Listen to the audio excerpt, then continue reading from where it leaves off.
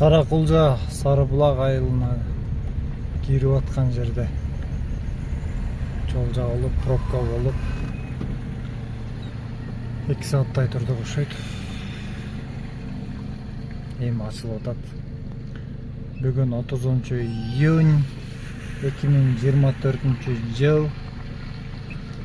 2024-жылдагы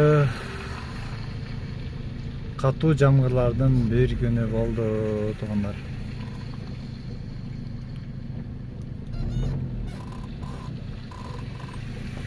Анчасын тракторлар иштеп атат.